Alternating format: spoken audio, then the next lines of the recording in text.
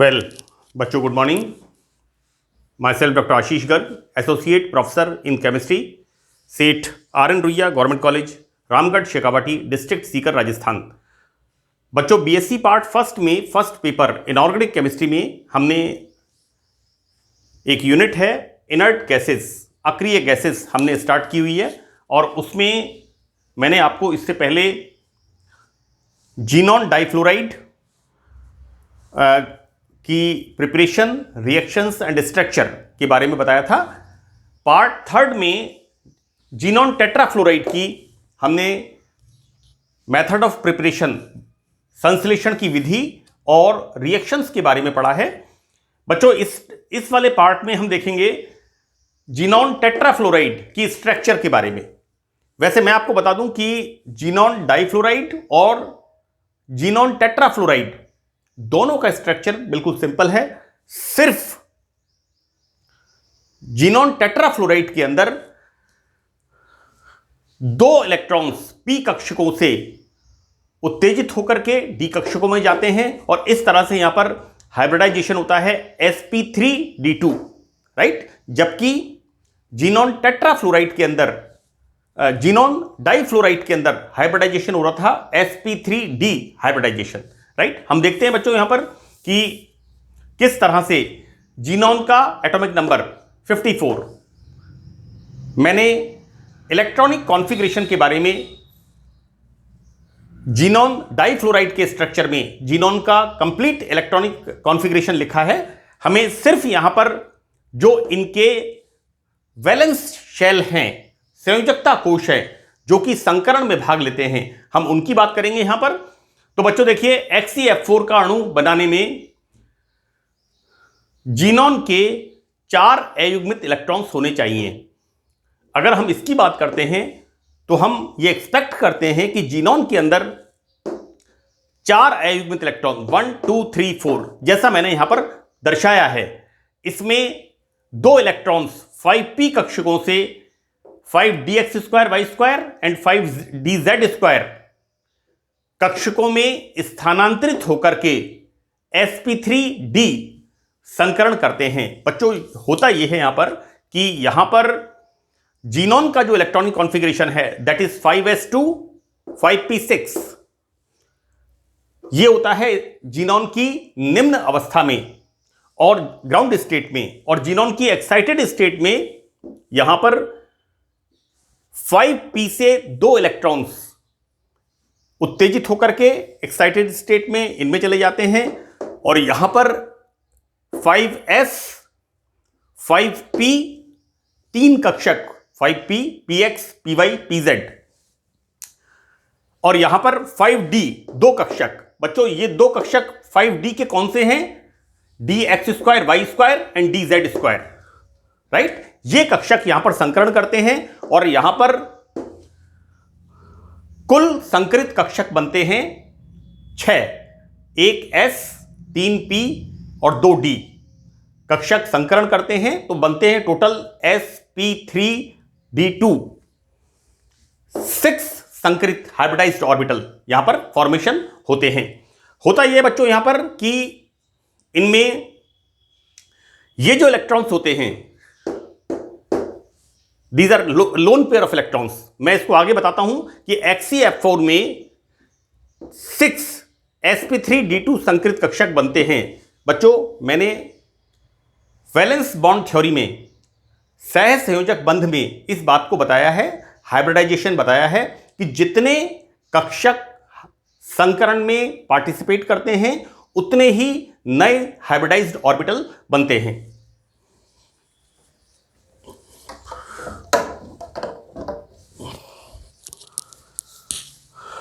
तो यहां पर बच्चों 6 ऑर्बिटल्स sp3d2 हाइब्रिडाइज्ड ऑर्बिटल्स, और इन संकरित कक्षकों में 2 कक्षकों में लोन पेयर ऑफ इलेक्ट्रॉन और 4 में अनपेयर्ड इलेक्ट्रॉन। बच्चों देखिए, 1 और 2, यहां पर 2 के अंदर तो होते हैं लोन पेयर ऑफ इलेक्ट्रॉन, जबकि 4 के अंदर होते हैं अनपेयर्ड इलेक्ट्रॉन्स, अयुग्मित इलेक्ट्रॉन्स। तो ये sp3d2 संकरित कक्षक ऑक्टाहेड्रल शेप में अभिविन्यासित होते हैं बच्चों यहां पर हम देखते क्या हैं, 1 2 3 4, ये कौन से वाले हैं जिनके अंदर अनपेयर्ड इलेक्ट्रॉन्स हैं, और ये दो कौन से हैं, दीज आर द एक्सियल, अक्षीय, and these are the equatorial, जो कि इस तरह से लाइक दिस, एंड यहां पर ये इक्वाटोरियल लाइक दिस, ऊपर नीचे, जो plane of the paper, this is the equatorial. मैंने इसको बताया है बच्चों, यहां पर मैं आगे आपको बताता हूं इसमें कि ये sp3d2 संकृत कक्षक ऑक्टाहेड्रल शेप में अभिविन्यासित होते हैं, अष्टफलकीय, राइट बेटा। कोऑर्डिनेशन नंबर 6 आयनिक कंपाउंड्स में मैंने ऑक्टाहेड्रल स्ट्रक्चर बताया है, राइट, कि किस तरह से एक धातु को 4 लिगेंड चारों तरफ से घेरते हैं और एक ऊपर से एक नीचे से, इस तरह से coordination number 6, right, and the structure is octahedral. यहां पर भी स्ट्रक्चर ऑक्टाहेड्रल होता है। तो सॉरी बच्चों, स्ट्रक्चर इज नॉट ऑक्टाहेड्रल, है ना बच्चों, स्ट्रक्चर ये वाला होगा, यहां पर मैंने लिखा स्ट्रक्चर इज स्क्वायर प्लेनर, है ना, स्ट्रक्चर यहां पर स्क्वायर प्लेनर होता है। लेकिन यहां पर हम देखते क्या हैं कि ये अष्टफलकीय आकार में अभिविन्यासित होते हैं, ये 6 कक्षक, ये 6 ऑर्बिटल्स ऑक्टाहेड्रल शेप में ओरिएंटेशन इनका होता है।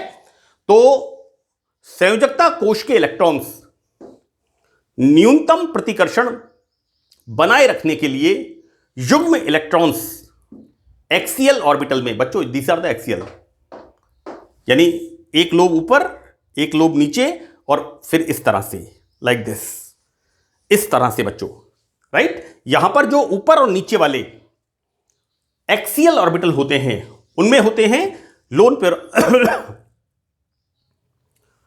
Pair of electrons axial orbitals में, जबकि अनपेयर्ड इलेक्ट्रॉन्स 1 2 3 4, दीज 4 इलेक्ट्रॉन्स जो कि अयुग्मित होते हैं, ये होते हैं इक्वाटोरियल, बच्चों इसे कहते हैं निरक्षीय, है ना, कक्षकों में चले जाते हैं, जो कि एफ के पीजेड कक्षकों से अतिव्यापन करके सिग्मा बॉन्ड बनाते हैं। बच्चों देखिए, हम फ्लोरीन का इलेक्ट्रॉनिक कॉन्फ़िगरेशन एटॉमिक नंबर 9 और क्या देखते हैं 1s2 2s2 2p5, और 2p5 को हम कैसे लिखते हैं 2px2 2py2 एंड 2pz1। तो मैंने यहां लिखा है कि फ्लोरीन के पीजेड कक्षक में जो अयुग्मित इलेक्ट्रॉन होता है वो इनके साथ इस तरह से सिग्मा बॉन्ड, ये जो इलेक्ट्रॉन्स है 1 2 3 4, इस तरह से बच्चों यहां पर ये स्ट्रक्चर कैसा हो गया, स्क्वायर प्लेनर। तो the structure is square planar. तो बच्चों इस तरह से हम XeF4 की स्ट्रक्चर को बताते हैं। एक बात मैं और बता दूं यहां पर कि XeF2 और XeF6 इन दोनों में सबसे अधिक स्थायी जो होता है वो होता है XeF4। Now we start XeF6 xenon hexafluoride.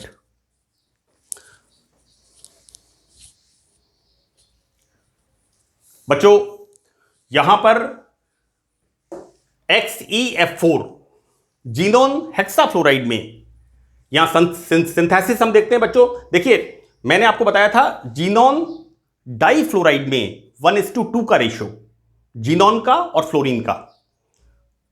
Xenon tetrafluoride में जीनोन और फ्लोरीन का 1:4 का ratio at high temperature, approximate 300 degree centigrade temperature. लेकिन यहां पर XeF6, राइट। तो बच्चों यहां पर क्या होता है, इसके अंदर जीनोन और फ्लोरीन को वी आर टेकिंग 1:20 रेशियो। इसका मतलब लिटिल बिट इसका फॉर्मेशन थोड़ा मुश्किल होता है, लेकिन ये फॉर्म होता है और इसकी रिएक्शन को हम स्टडी करते हैं। तो यहां पर जीनोन और फ्लोरीन को, जीनोन का अनुपात 1 और फ्लोरीन का अनुपात 20 अनुपात में लेकर के हाई टेम्परेचर 300 डिग्री सेंटीग्रेड ताप and high pressure approximate 160 atmospheric pressure पर गर्म करते हैं तो यहां फॉर्मेशन होता है XeF6, right? So that this is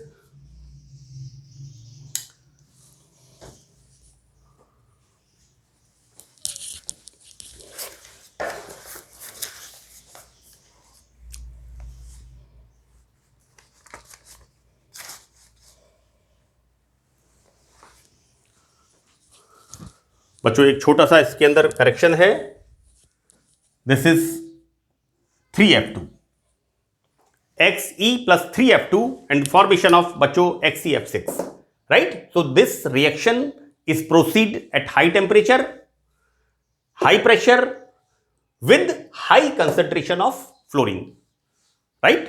Now हम देखते हैं बच्चों यहां पर प्रॉपर्टीज, गुण हम देखते हैं। सबसे पहले XeF6 एक रंगहीन ठोस है जिसका मेल्टिंग पॉइंट होता है 49.5 डिग्री सेंटीग्रेड, राइट? ये मैंने आपको शुरू में बताया है कि XeOF2 difluoride, xenon tetrafluoride and xenon hexafluoride all are soluble in hydrofluoric acid, HF में सॉल्युबल होते हैं।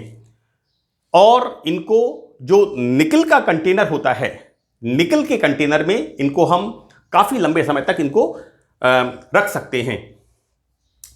बच्चों देखिए यहां पर सिलिका SiO2 के साथ XeF3 XeF6 सिलिका के साथ चेन रिएक्शन करता है और यहां पर अंत में, right, this is xenon trioxide, यहां फॉर्मेशन होता है एक एक्सप्लोसिव का, एक विस्फोटक का निर्माण होता है। तो बच्चों हम देखते क्या हैं, जीनॉन हेक्साफ्लोराइड की सिलिका के साथ reaction SiO2 and formation of xenon oxyfluoride, right, XeOF4। This XeOF4 again react with SiO2। मैंने आपको कहा है इसमें श्रृंखला अभिक्रिया इसकी होती है। Then formation of XeO2F2। बच्चों F4, यहां पर F4 से F2 एंड नाउ अगेन हम देखते क्या है, XeO2F2 से XeO3। This is the formation of XeO3। कौन है बेटा? ये लेके जानी है, बाइक के लिए पूछ रहा है। 5 मिनट रुक जाओ, अंदर आजा, बोलते अंदर बैठ दे, 5 मिनट रुक जाओ। नाउ बच्चों देखिए यहां देखते हैं कि नेक्स्ट रिएक्शन यहां देखते हैं, this is the formation of XeO3, this is the explosive. Now XeF6 xenon hexafluoride का हाइड्रोलाइसिस करने पर formation of again xenon oxide trioxide and this is again explosive. बच्चों यहां पर XeF6 जिस तरह से हमने ऊपर रिएक्शन देखी है उसी तरह से यहां पर भी जीनॉन हेक्साफ्लोराइड का धीमी गति से जल अपघटन होता है। हम देखते क्या है यहां पर कि XeF6 when react with water, now XeOF4 exactly the same reaction here.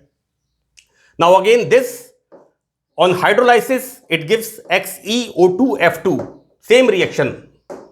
Now in the next हम देखते हैं XeO2F2 when on hydrolysis it gives XeO3, right, xenon trioxide, and this is the formation of explosive. So these both are important reaction, like यहां पर silica के साथ xenon hexafluoride की chain reaction होती है और जीनॉन हेक्साफ्लोराइड का water के साथ धीमी गति से जल अपघटन होता है। बच्चों यहां पर सांद्र NaOH के साथ XeF6 sodium perxenate, this is important, sodium perxenate बच्चों concentrate NaOH when react with xenon hexafluoride, then formation of Na4 XeO6, this is sodium perxenate the form. इसका आपको ध्यान रखना है क्योंकि इसका सवाल जीके वगैरह में पूछा हुआ है। जीनॉन की हाइड्रोजन के साथ अभिक्रिया, तो बच्चों यहां पर जीनॉन मुक्त होती है, xenon hexafluoride when react with hydrogen then removal of xenon, simple reaction. And the last is it is a very good, it forms complex compound. XeF6 metallic fluorides के साथ कॉम्प्लेक्स कंपाउंड जटिल यौगिक बनाता है। तो बच्चों यहां पर antimony pentafluoride and tin fluoride, right, जैसे हम पढ़ते हैं बच्चों InSnSb, right, tin tetrafluoride, so these form adduct XeF6.SbF5, so these both are the complex compounds. बच्चों देखिए XeF6 react with SbF5, then formation of XeF6.SbF5, this is the संकुल यौगिक, complex यौगिक का निर्माण होता है। इसी तरह से बच्चों हम इसको कहते हैं सिंपल सॉल्ट। मैं अगेन इसको रिपीट कर दूं अच्छी तरह से, these are the simple salt, है ना। यहां पर मैंने it's a complex sort of salt but these are the simple salts. यहां पर XeF6 when react with SnF4 then formation of XeF6.SnF4, right. So these are the reactions of xenon hexafluoride. बच्चों मैं next lecture में xenon hexafluoride के structure के बारे में बात करूंगा।